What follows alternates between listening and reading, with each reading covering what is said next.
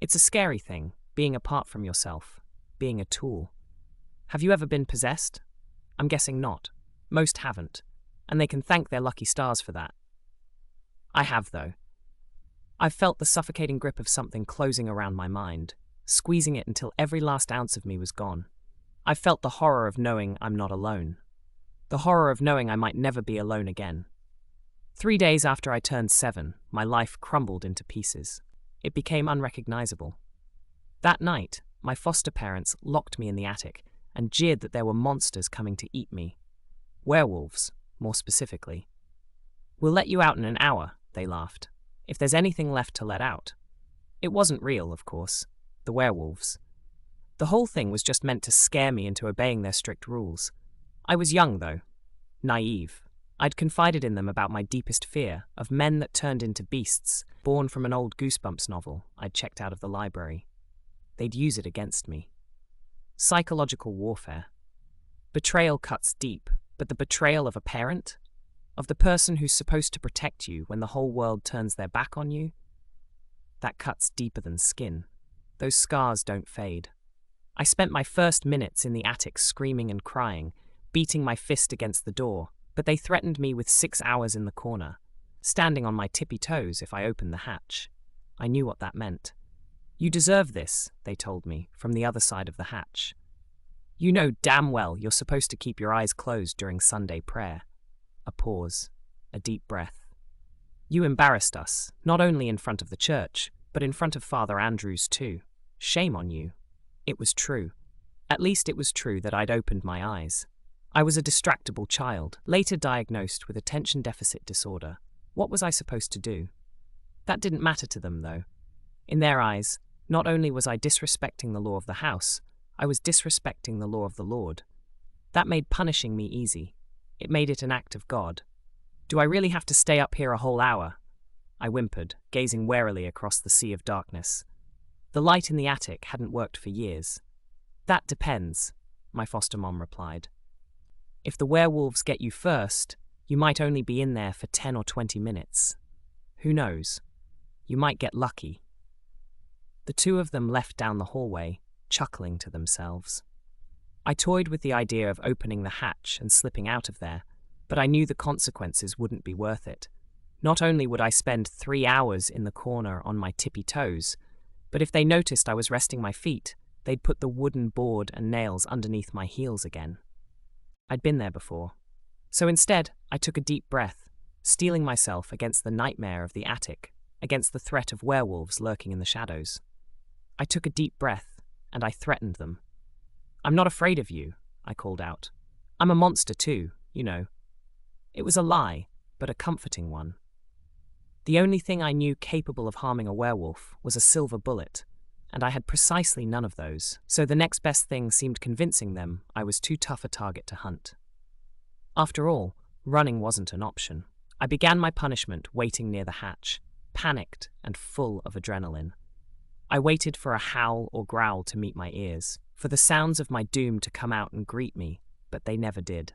After I'd made it 10 minutes without being eaten, I decided to get riskier. I decided I'd venture beyond safety of the hatch and try to improve my situation. The light switch was far beyond my ability to repair, but finding a flashlight was still a possibility. There was enough junk in the attic to fill a small museum, so it stood to reason that there might be a light hiding in one of its many teetering boxes. I closed my eyes. I took a breath. I mentally prepared myself for the hardest voyage I'd taken thus far in my short life. I stepped forward, into the dark. My footsteps groaned as I crept through the attic. I stumbled around blindly, holding my arms out and praying I didn't encounter anything with fur. A few steps into the journey, I bumped into an old table that, from the feel of it, was draped in cloth. My hands felt across its surface, desperately hoping to find a flashlight, but instead finding a nightmare. 8 tiny legs dashed across my skin, skittering up my hand and toward my arm. I yelped, falling backward and shaking the spider loose like a sticky grenade. Then I slapped my hand 5 or 6 times, just to be sure. "You're kidding me, Frank," a voice boomed from beneath me. "Keep that up and you won't just be out of job, you'll be out of a wife." I listened as the laugh track to my parents' favorite sitcom kicked in downstairs. My foster mom, Sharon, shrieked in amusement, while my foster dad, Joey, grunted. I wasn't allowed to watch TV, but I often wondered if the show was as funny as my mama made it seem. "It's not," a voice replied. "What? You deaf? I said it's not." I jumped, stumbling backwards into a mess of cobwebbed boxes. "Who's there?" I asked, panic seeping into my words. "I'll do nothing," the voice sneered, suddenly beside my ear. I hollered and scrambled away from it, my head colliding against the sloping roof on the far side of the attic. Pain exploded across my skull. I groaned. My vision swam. "Hello?" I said, gazing in mounting dread toward the source of the voice. In the dark, I couldn't see a thing. "I'm a werewolf, you know," I said, my voice shaking with counterfeit authority. "It's a full moon tonight, so I'd watch out if I were you." "No, it ain't, and no, you ain't." Something thumped beside me, and my heart skipped a beat. Another thump. Thump, thump, thump. The floor beneath me trembled, reverberated. The attic hatch, I realized. Somebody was knocking on it. "You better not be breaking anything up there," my papa shouted from the other side of the hatch. "If I hear any more banging around, it won't be the werewolves you need to be afraid of. I'll beat your ass myself." I swallowed, pressing myself into the far corner of the attic, making myself small. "There's somebody up here," I called back. "I need you." "You're not only disrespectful," came the reply, "but a liar now too?" He whistled, and I could almost see him shaking his head in mock disbelief. "That sounds like you've just earned another 20 minutes up there." "No, please, I don't want to hear it," he growled. His footsteps faded as he walked back downstairs. A minute later, I heard my foster mother ask what I'd broken. "Nothing," Papa replied, "if he doesn't want to go to school with a black eye tomorrow." "You're not safe here," the voice said, this time a few feet in front of me. It was low, raspy. It sounded hungry. Not safe at all. "Leave me alone," I pleaded, wanting to throw something at it, but afraid of what my foster parents would do to me if I did. I wasn't kidding about being a werewolf. "I can make you safe, you know." A prickling sensation swept across me, deepening with every word the voice spoke. "I can make all of this pain go away. Doesn't that sound nice? You just have to say the word, and then poof, you're home free." "The word?" I repeated, confused. "That's right, the word. You know the one. The one you say kneeling beside your bed every night, praying to the big guy in the sky." "Amen?" Laughter echoed around the attic, erratic and mocking. "Amen? I meant the other word, the one you mutter with tears in your eyes and fear in your heart, afraid your dear parents might hear you say it out loud." I pursed my lips, a terrible feeling growing in my gut. Suddenly, the voice felt so much worse than a simple werewolf. It felt like it was manipulating me, testing me. "I don't cry when I pray," I said defiantly. "I don't know what you're talking about." The voice stepped forward, and the entire house rattled against its weight. Dust drifted down from the rafters. The floorboards squealed. It was loud, too loud. "The fuck did I just tell you, boy?" Joey shouted from below. "If I have to get up from this couch, you're gonna wish there really was a lock on that hatch." I swallowed, desperately praying that this terrible voice would just leave me alone. "Go away," I told it. "Just leave me be." No, it took another step forward and another shockwave rippled through the house. The frame trembled with a low rumble. "I'm not going anywhere. You're stuck with me." "He's gonna be mad," I whimpered, pressing my hands to my ears and shaking my head. "Stop making so much noise. He'll hurt me." A sound met my ears, dull and low, like a cardboard box sliding off of another cardboard box. My heart froze. "Don't." A symphony of glass shattered my pleas. A second later, another box tipped. Something tumbled out of it, obnoxious and heavy, rolling across the floor like a bowling ball. "I'm going to make you believe," the voice laughed. "No matter what it takes." No. Beneath me, the TV went silent. Muffled voices rose from the living room, and the sound of snapping leather met my ears. "Nothing in him that my belt won't fix." "Why are you doing this?" I hissed into the darkness. "Why are you making them hurt me?" Tears welled in my eyes as I prepared myself for the discipline that was coming my way. For the pain. Footsteps thundered up the stairs. "No," I called down, desperate and afraid. "I didn't break anything. It wasn't me." Panic stole my senses. This wasn't fair. I didn't deserve to be punished. I was good this time. I made sure of it. "Say the word, boyo," the voice said jovially. Say the word or you'll beg for it later, beaten and bruised. I shook my head, tears staining my cheeks. No, no, I know what you are, monster. Go away. I'm a good kid and I pray every night. A fist pounded against the underside of the attic hatch. The handle rattled, like somebody was tugging on it, trying to open it, but it wouldn't give way. Get your hands off the hatch, my foster dad roared, or you'll regret it for the rest of your life. Say the word, the voice hissed. Do it now, before he gets you. I clamped my hands to my ears, shaking my head wildly. No, just leave me alone. Go away. My foster mom's voice joined the chaos beneath us. What's he done now, Joey? She asked. Locked himself up there? Well, he can just stay up there for the rest of the night then, trapped with the werewolves. No, he damn well can't. Sharon, he shouted.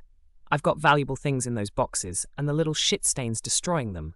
My foster dad grunted, and the attic hatch squealed as he pulled against it with his entire weight.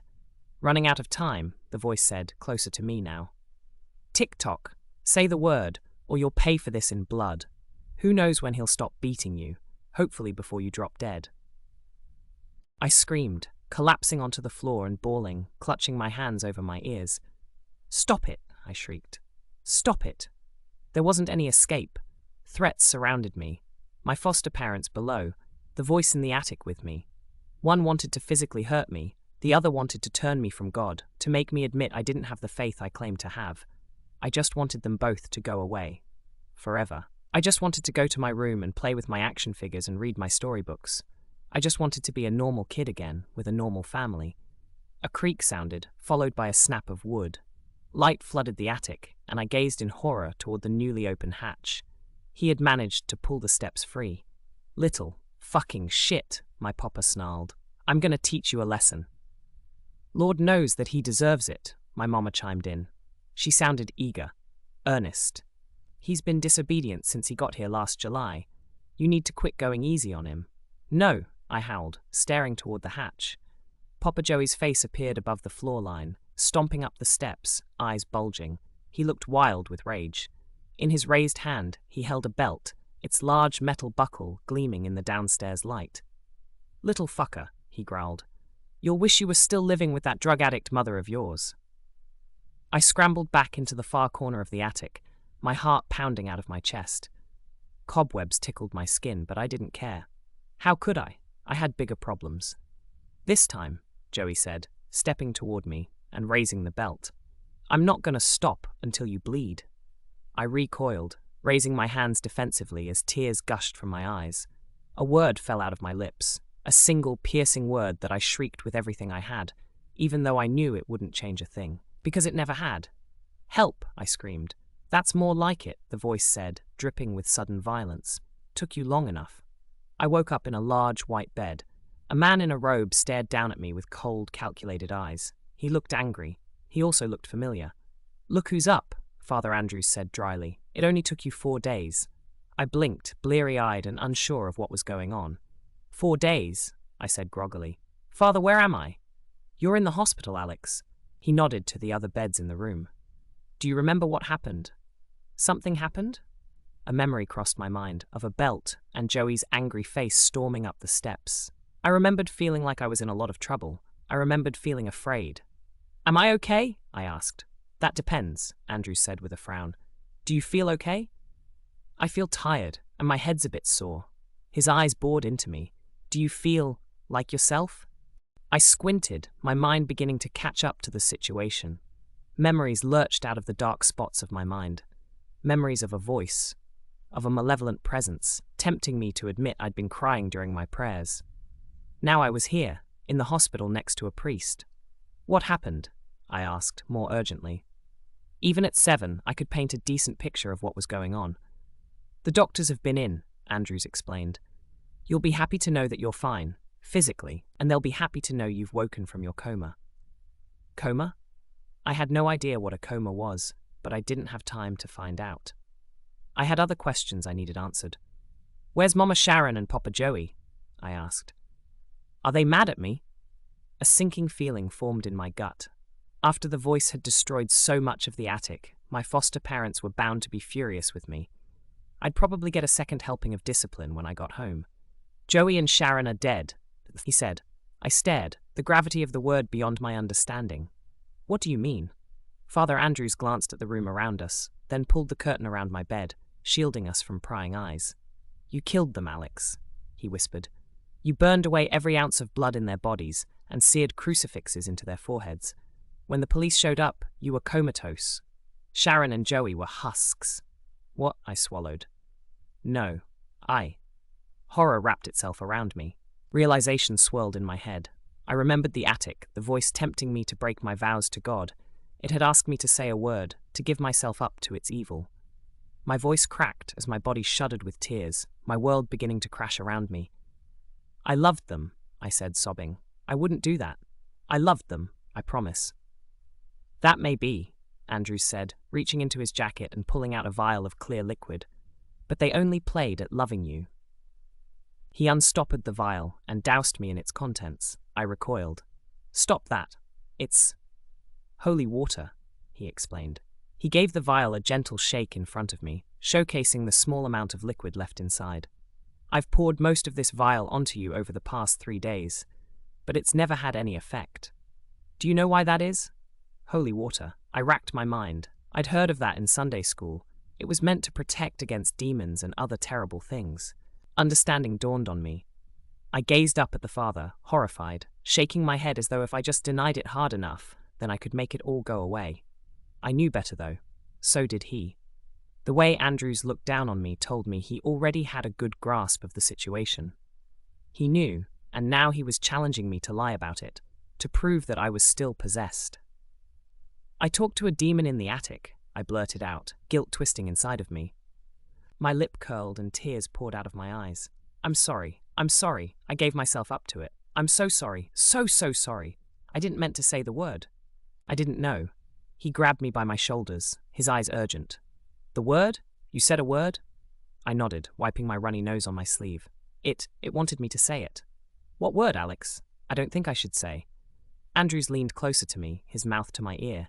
Even though his voice was quieter, it felt more menacing, more serious. What was the damn word, Alex? Say it now. I shuddered. I'd never heard Andrews curse before. If I say the word, I stuttered, the demon might come back and... The father snarled, gripping me by the front of my hospital gown. Say the bloody word. He tore the crucifix from his necklace and pressed it against my forehead. Enough excuses. Help, I whimpered. I'll help you once, I'm sure. No, I said. That was the word. I asked for help. Help. He stared at me blankly, as though processing something. You asked for help? I nodded, shaken. He heaved a sigh, releasing me from his grip and pocketing his crucifix.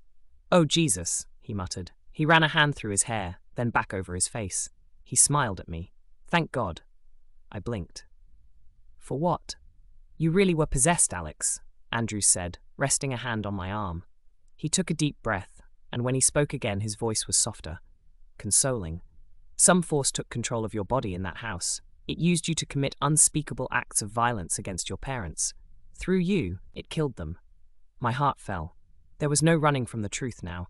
My body quaked with the fresh onset of tears, and my reply came between ugly, choking sobs. Am I bad now, Father? I asked. Will I always be possessed by that demon? Demon? Andrews said, taken aback. He gazed at me for a moment before shaking his head and pulling me into a tight hug. Heavens no. You weren't possessed by a demon, Alex. You were possessed by an angel. That's the end of this story. If you found it engaging, please give it a thumbs up and don't forget to subscribe for more content like this.